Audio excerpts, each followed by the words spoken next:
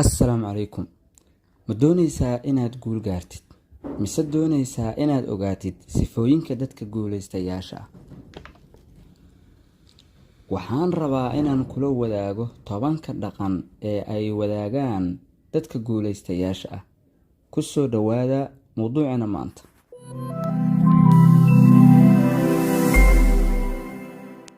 daawadaha qiimiga badanow, kahor inta aan u guda galin mowduucana, waxaan si xushmad ku dheehan tahay kaaga codsanayaa inaad muuqaalka like saartid, subscribe-na dhahdo haddii aad ku cusub tahay YouTube-ka.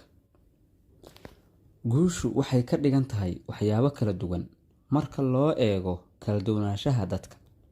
Qof ayaa guusha u arka inuu horumar ka gaaro dhaqaalaha, tusaale ahaan inuu milyaneer noqdo. Qof ayaa guusha u arka inuu magac sameeyo.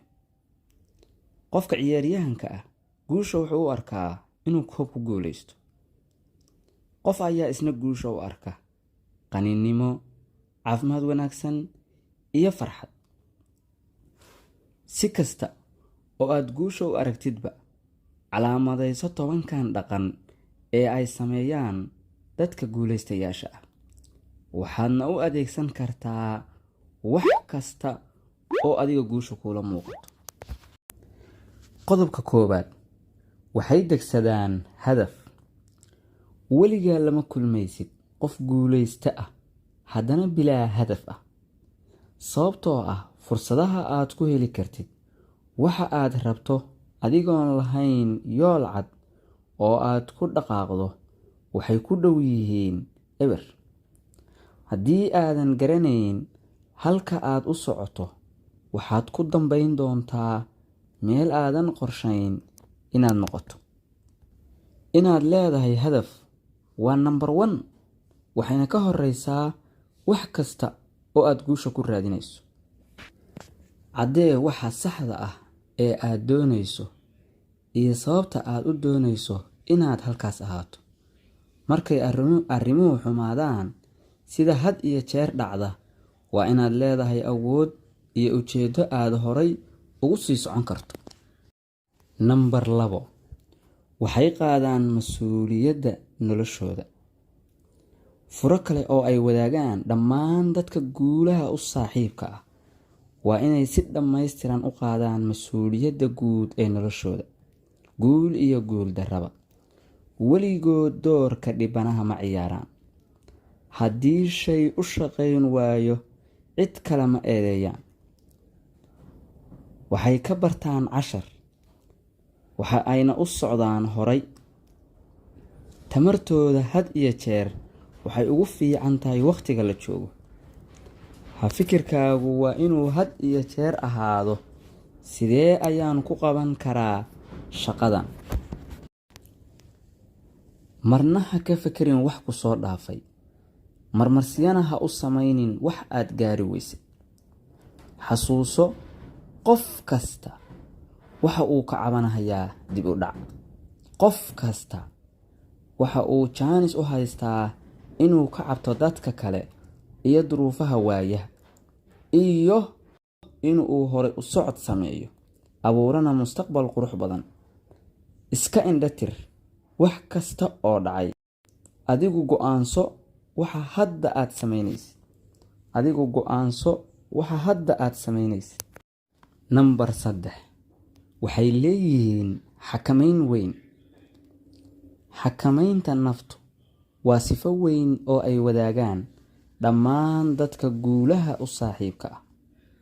Qof kasta oo xafiis gooniya ka shaqeeya ama aan la kormeerin waxa uu garanayaa muhiimadda xakamaynta nafta. Marka aad keligaa tahay, ma waxaad dooran lahayd inaad baraha bulshada camirto, iskana daawatid muuqaallo bilaa micno ah, amase inaad wax qabsatid, mustaqbalkaaga hormarisid, kana shaqaysid wax faa'iido ku leh? Way sahlan tahay xakamaynta nafta haddii aad haysato yool cad iyo ujeedo guud. Qodobka 4, waxay ku waalan yihiin horumarinta naftooda.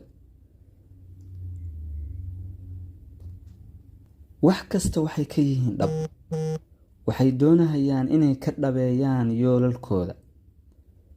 Uma joogaan dheeldheel. Ma qabtaan shaqo aan dan ugu jirin.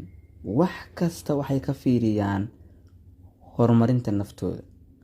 Shaygan ay qabanayaan ama hawshan ay rabaan inay qabtaan ma tahay hawl hore u dhaqaajinaysa, hawl horumarinaysa naftooda. Ma waxay siyaasinayaan cilmi cusub, mase waxay baranayaan farsamo. Waa kuwo u diyaarsan had iyo jeer inay wax cusub bartaan, iyaga oo adeegsanaya la taliyaal, buugaag maqal ah iyo akhris. In badan oo ay bartaanna waxay kasbadaan in badan. Number 5, in ay wax akhriyaan. In badan ayay wax akhriyaan. Akhrisku waa caado soo jireen ah oo ay wadaagaan dadka guulaystayaasha ah. Inta badan dhalinteennu ma fariisan karaan si ay wax u akhriyaan wax ka badan 2 daqiiqo iyaga oon caajis dareemin. Isla markiiba waxay qabsanayaan moobilkooda si ay u galaan baraha bulshada.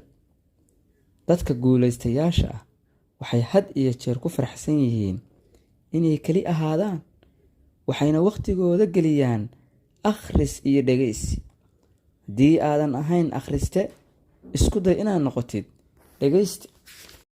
Qodobka 6, waxay ku guulaysteen maareynta waqtiga. Maareynta waqtigu waa aasaasi. Dadka guulaystayaasha waxaa hareeya walaac marka ay u taalo shaqo badan, halka dadka guulaystayaasha ay hore ka wajahaan, waxayna u kala hormariyaan siday u kala muhiimsan yihiin. Dadka guulaystayaasha waxa ay qorshahooda u sameeyaan si maalinle ah, isbuucle ah, bilooyin iyo sanado intaba. Qodobka 7, waxay u bareeraan khataraha. Haddii aadan u bareeri karin khataraha, kuma guulaysan doontid abaalmarin weyn. Dadka guulaystayaasha waxay garanayaan inay tahay waqtigii ay u bareeri lahaayeen khatar weyn si ay u gaaraan waxa ay doonayaan. Dadka intooda badan uma bareeraan khataraha iyaga oo ka cabsi qaba guuldarro.